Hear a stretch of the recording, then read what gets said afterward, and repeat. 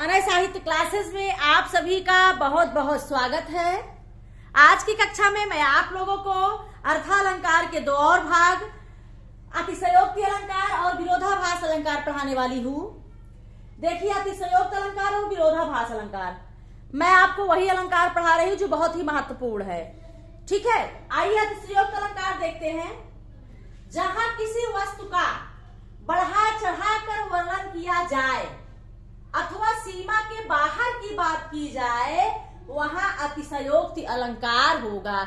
जैसे कभी कभी तुलना होती है, उपमा होती है, इतना ज्यादा बढ़ा चढ़ा के कह दिया जाता है जो मिथ्या लगे, झूठा लगे, वहां अतिशयोक्ति होगा कि इतना ज्यादा सीमा के बाहर जहां बढ़ा चढ़ा करके बात की जाए वहां अतिशयोक्ति लगता है। मतलब ये संभव नहीं होता है, ऐसी बात लगती है। जहां किसी वस्तु का बढ़ा चढ़ाकर वर्णन किया जाए अथवा सीमा के बाहर की बात की जाए, कही जाए, वहां अतिशयोक्ति अलंकार होगा। जैसे देख लो साकेत नगरी है यही, स्वर्ग से मिलने गगन में जा रही। कह रहे हैं देखो यही साकेत नगरी है जो स्वर्ग से गगन में मिलने जा रही है, गगन को देखने जा रही, उसे मिलने जा रही है। तो यहाँ पर गगन से नीचे मिलने, स्वर्ग से गगन में आना, मिलने, ये संभव नहीं है, ये मिथ्या लग रहा है, सीमा से बाहर बढ़ा चढ़ा करके बात कही जा रही है। तो यहाँ अतिशयोक्ति अलंकार होगा। अगला है बाधा था विधि को किसने इन काली जंजीरों से, मणि वाले फलियों का मुख क्यों बधा हुआ है हीरों से। ऐसा लग रहा है, यहाँ पर कह रहे हैं बाधा था विधि को किसने। ऐसा लग रहा है जैसे किसी ने विधि माने चंद्रमा को, चंद्रमा क्या होता है, चमकता है, चमकदार होता है, सफेद होता है, और कैसे माना गया है चंद्रमा को, काली जंजीरों से। और मणि वाले फलियों का मुख क्यों भरा हुआ है हीरो से। और जो मणि वाले सर्प होते हैं उनका मुंह क्यों हीरो से भरा हुआ है, जब उनके मुंह में ऑलरेडी जो है मणि है तो हीरो से भरा होना ये संभव नहीं है। इस प्रकार से यहाँ नायिका की बात को दर्शाया गया है कि नायिका का के मांग में जो चमकदार उसका सिंदूर है और चेहरा है, वो इस प्रकार से चेहरा चमकदार है उसकी तरह, चंद्रमा की तरह, और उस पर दो काली चोटी, यही दो काली जंजीरों को प्रतीक माना गया है। तो इसकी चर्चा यहाँ पर की गई है। ये अतिशयोक्ति अलंकार है कि बाधा था विधि को किसने इन काली जंजीरों से। विधि माने नायिका का फेस चंद्रमा के तरह जो चमकदार है, सफेद है, और दो चोटी जो दोनों तरफ लटक रही है, ऐसा लग रहा है जैसे चंद्रमा के समान मुख को दो चोटियां बांधी हुई है। मणि वाले फड़ियों का मुंह, और ऐसा लग रहा है जिस प्रकार से मणि से भरा हुआ सर्पों का मुख जो है हीरो से भरा हुआ है। तो इस प्रकार के यहाँ पर क्या है, यहाँ अतिशयोक्ति अलंकार लग रहा है।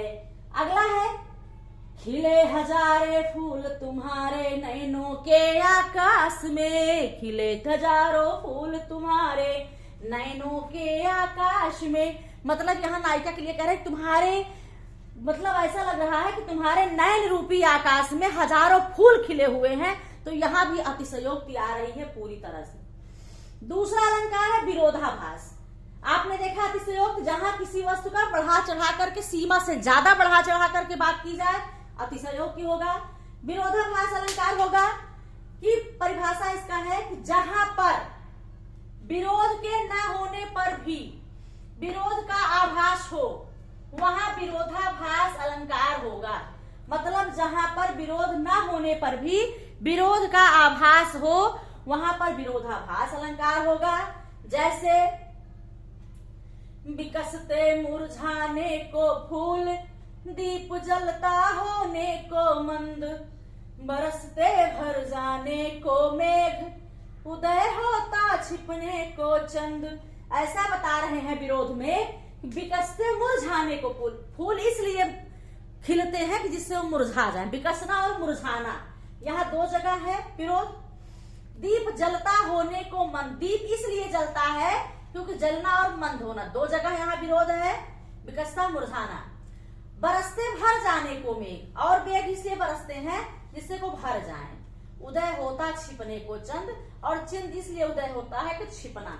यहाँ पर लगातार विरोध आ रहा है कि बिकसते मुरझाने को फूल और दीप जलता होने को मंद, बरसते भर जाने को मेघ और उदय होता छिपने को चंद। यहाँ छिपना, उदय होना, जलना, मंद होना, विकसना, मुरझाना, बरसना, भर जाना, यहाँ पर विरोधाभास अलंकार है।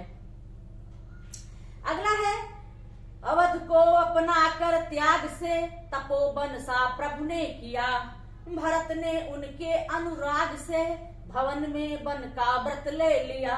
अवध को अपना कर त्याग से तपोवन सा प्रभु ने किया, भरत ने उनके अनुराग से भवन में बन का व्रत ले लिया।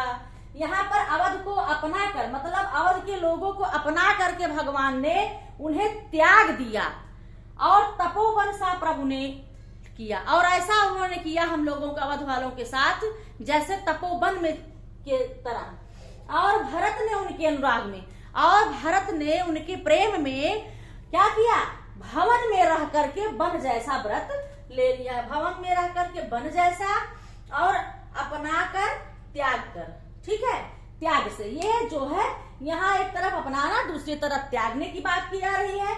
और यहाँ पर अनुराग में भरत ने क्या किया, भवन में रहते हुए भी वन जैसा व्रत ले लिया। तो यहाँ पर विरोधाभास पूरी तरह से दिखलाई पड़ रहा है। तो आज की कक्षा में विरोधाभास अलंकार जैसे मरने को जग जीता है, जग जीता तो है लेकिन क्यों मरने को, मरने के लिए है हम जी रहे हैं। मरना और जीवन क्या है, दोनों विरोधाभास है, सत्य है। तो यहाँ पर एक उदाहरण है कि मरने को जग जीता है। यहां मरना और जीना तो विरोधाभास है। मरने को जग जीता है, यहां भी विरोधाभास है, दो विरोधाभास। तो इस प्रकार से विरोधाभास अलंकार विरोध ना होने पर भी विरोध की स्थिति जहां पैदा होती है वहां आभास होता है, वहां विरोधाभास है। अतिशयोक्त अलंकार किसी वस्तु का इतना ज्यादा प्रशंसा किया जाए, इतना बढ़ा चढ़ा करके बातें कही जाए, सीमा से बाहर की बातें कही जाए, जो क्या लगता है अतिशयोक्तिपूर्ण लगता है, वहां अतिशयोक्ति अलंकार होता है। आज की कक्षा में अतिशयोक्ति अलंकार विरोधा अलंकार के साथ आप लोगों से मैं विदा लेती हूँ। अगली कक्षा में अगले शेष बचे हुए अलंकारों के साथ मैं फिर आपके सामने उपस्थित होती हूँ। तब तक के लिए धन्यवाद।